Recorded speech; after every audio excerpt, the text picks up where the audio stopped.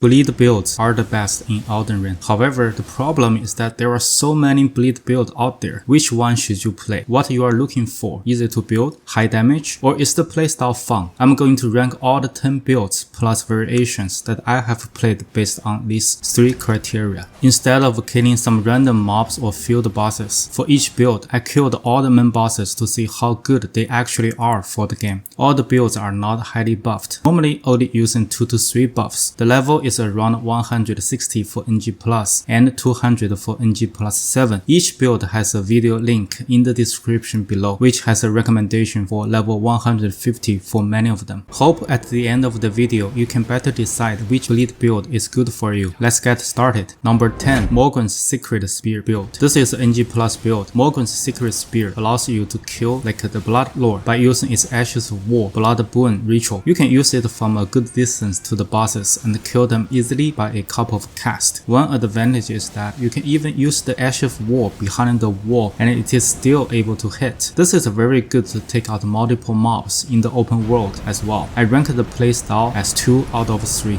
The Ash of War deals very good fire damage. You know there are just so many bosses that are weak to fire in the game. However, each cast takes time and is slow comparing to other builds. The weapon itself has good attack rating as well as decent range. You can use it to take out mobs as well as when you want to interrupt attacks or when the time does not allow you to use the Ash of War. Damage point is 3 out of 5. This is a quick view of all the items used. You can get the weapon by killing the Blood Lord boss. This is fairly late in the game when you become capable of killing him. However, you can cheese the boss to get it very early in the game if you want. I have a link in the description. The most important stats are Arcane and Vigor. You can keep other stats to just meet the weapon requirement. Easy to build point is 1 out of 2, which adds up to 6 out of 10 for this build. Number 9. Rivers of Blood build. Rivers of Blood is an iconic weapon in Elden Ring. Its Ashes of War Corpse Piler has a moveset which is very similar to Double Slash, but with a better visual. When you launch the Ash of War, it hits the target consecutively and quickly. You can feel the power of each hit, which is very satisfying. It is a katana and I like every move of this weapon type. I rank the playstyle as 2.5 out of 3.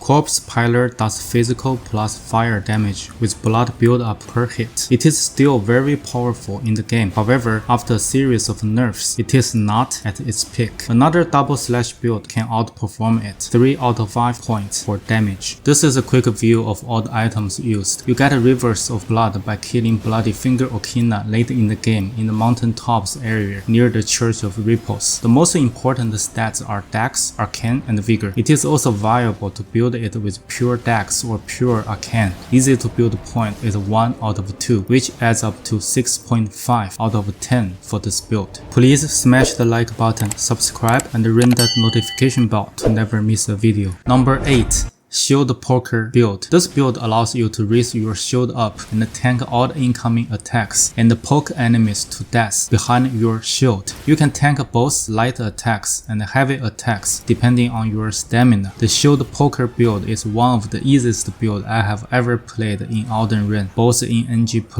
and NG+7. However, you still need to manage the shield buff or your stamina to avoid getting staggered. Playstyle is 2 out of 3 in my opinion. You will inflict bleed normally with 2 to 3 pokes, which is very strong. If you keep poking, the damage is boosted as successive damage as well. This might be the safest build, but it may take you longer to finish off some late game bosses. Damage point is 3.5 out of 5. This is a quick view of all the items used. You can get Lance very early in the game with no effort at all, while Fingerprint Stone Shield is a bit tricky to get. The most important stats are Arcane, Strength, and Endurance. You need a very high strength to be able to hold the shield in one hand and enough endurance to middle roll. Easy to build point is 1 out of 2, which adds up to 6.5 out of 10 for this build as a bleed build. Number 7. Shield Crush build. This is an NG+ build, which is a a variation to the shield poker build. You can not only block the incoming attacks using the shield, but also use the shield to fight back using the shield crash Ash of War. It is very easy and safe to play. You need to time the launch of the Ash of War and be careful about the direction you are going. You may still get hit before the launch of shield crash, or if the boss attacks you from the side. Overall, the playstyle is 2 out of 3 to me. After you launch the Ash of War, it continuously hits your target. The damage is considered as successive attacks, which can be buffed by up to 44% as the third tier of attack. It also inflicts bleed while using the blood affinity on the shield. Damage point is 3.5 out of 5. This is a quick view of all the items used. The main item is the fingerprint stone shield, which is a bit tricky to get. The most important stats are arcane, strength, and endurance. The equipment are heavy and you need enough endurance to meet the roll and tank attacks. Easy to build point is 1 out of 2, which adds up to 6.5 out of 10 for this build.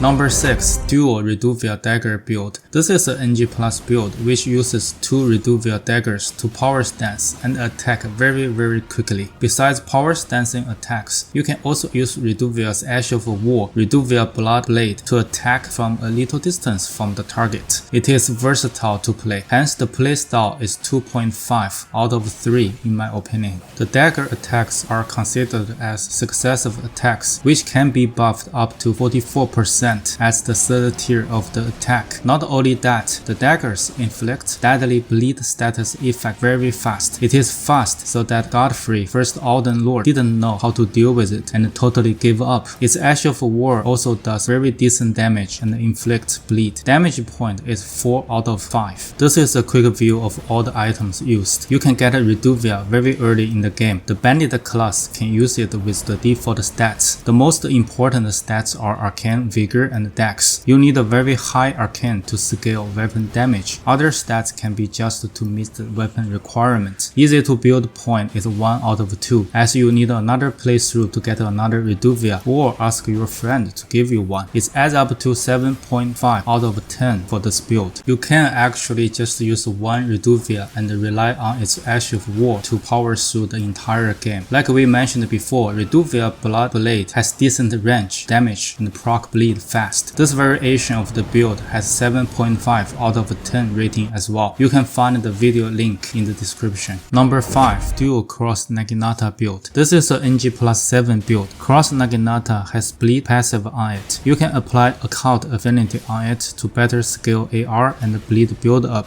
When power stancing 2 Cross-Naginatas, most bosses will bleed after 2 hits. The playstyle is simple and effective. Most of the time, you only need to power stance and hits the target continuously. The weapon damage itself and fast proc bleed will chop down the boss's HP super fast. The playstyle point is 2.5 out of 3 to me. When you continuously power stancing, the attacks are considered as successive attacks. At the third tier of the successive hits, you get a total 44 damage boost from the talismans and the tier. This is insane. I'm actually surprised by the damage this build can deal. Damage point is 4.5 out of 5. This is a quick view of all the items used. You will need another playthrough to find the second Cross-Naginata or ask your friend to give you one. The most important stats are Arcane, Vigor, and Endurance. You can put more points in Dex to further increase AR. Easy to build point is 1 out of 2, which adds up to 8 out of 10 for this build. Number 4.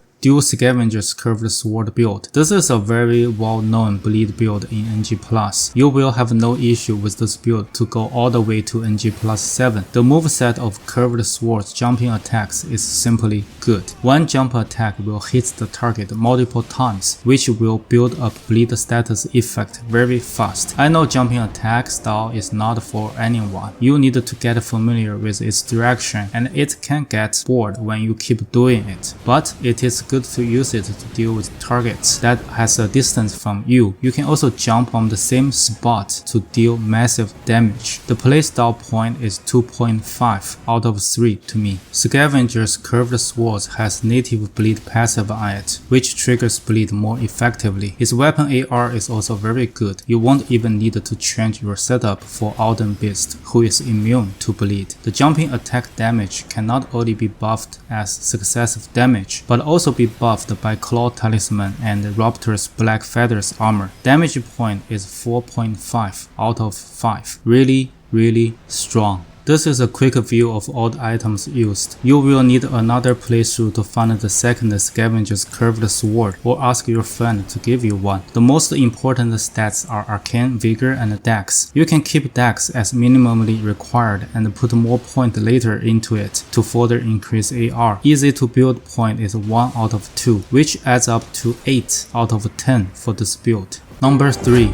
Nagakiba double slash build. Nagakiba has the longest reach in all the katanas. Infused with quality affinity double slash Ash of War and buffed with Blood Flame Blade, it deals damage very quickly and proc bleed status effect fast. I played this build both in NG Plus and NG Plus 7. When you launch double slash, it hits your target consecutively and fast. You can feel the power of each hit, which is very satisfying. It is a katana and I like every move of the weapon. With the red glowing buff, it is very visually satisfying. I ranked the playstyle as 3 out of 3, definitely top tier. I feel the damage is better than the Rivers of Blood in the current state. It melts bosses fairly fast. You definitely will be satisfied by its damage output. Well, its damage is not the strongest to be honest, and the bleed proc can be faster comparing to other builds. I give it 3.5 out of 5 for damage. This is a quick view of all the items used. You can get Nagakiba very early in the game and you need only one. The most important stats are Dex or Strength, depending on the affinity you use, whichever gives higher AR. As you are two-handing the weapon, go with heavy affinity and scale with Strength as the beginning is a good choice. You only need 10 Arcane and more Vigor. Other stats can be kept to meet the minimum weapon requirement. Easy to build point is 2 out of 2, which adds up to 8.5 out of 10 for this build. Number 2. Dual Gargoyle's Twinblade build. This is another jumping attack bleed build because of the moveset of the Twinblade jumping attacks. One jump attack will hit the target multiple times, which will build up bleed status effect very fast. Again, jumping attack playstyle is not for everyone, but the feel of each hit and the power of this build is satisfying. The playstyle point is 2.5 out of 3 to me. Damage wise, the fact that this build killed Elden Beast in NG plus 7 within 18 seconds speaks for itself. Yes, NG plus 7, 18 seconds, not heavily buffed. Its damage is the highest among all the builds here. You won't even need to change your setup for Elden Beast, who is immune to bleed. Similarly with the curved sword build, the jumping attack damage can not only be buffed as successive damage, but also be buffed by Claw Talisman and Raptor Black Feathers armor. Damage point is definitely 5 out of 5, top notch. This is a quick view of all the items used. You will need another playthrough to find the second Gargoyle's Twinblade, or ask your friend to give you one. Or you can use Twinned Knight Swords as the second weapon, which has the same scaling and is very easy to find. The most important stats are Strength, Arcane, and Vigor. You can put more point in Endurance if you feel it is stamina hungry. Easy to build point is 1.5 out of 2, which adds up to 9 out of 10 for this build. Number 1. Grave Size Spinning Strikes. Surprisingly, this build ends up to be the number 1 in our scoring system. Again, this is subjective to my own opinion and play experience. It is a NG plus build. Spinning weapon is an interesting Ash of War to use. It keeps spinning your weapon to continuously deal damage. When buffed with Blood Flame Blade, it looks really awesome and deals tons of bleed damage. The spin to win style is also fun, as there is not many of this type of Ash of War in the game. I felt refreshed when using this build. I give 3 points out of 3 for the playstyle. Its damage can be boosted as successive damage. Once you launch the Ash of War and keep hitting your target, the damage goes to the roof. The Blood Flame Blade buff proc bleed fast. It doesn't really give Godric any chance to do anything and got killed before the phase transition. 2 casts of spinning weapon will finish Horillu's second phase. Damage point is 4.5 out of 5. Really strong. This is a quick view of all the items used. You need to farm the Grief Scythe early in the game. It is not hard given 2% base drop rate. The most important stats are strength or dexterity, depending on the affinity you use, whichever gives higher AR. As you are two-handing the weapon, go with heavy affinity and scale with strength at the beginning is a good choice. Easy to build point is 2 out of 2, which adds up to 9.5 out of 10 for this build. If you are this long into the video, please smash the like button, subscribe and ring that notification bell to never miss a video. Hope you enjoyed the video. Leave your comments below and let me know which one you want to play or other build I missed. See you in the next one.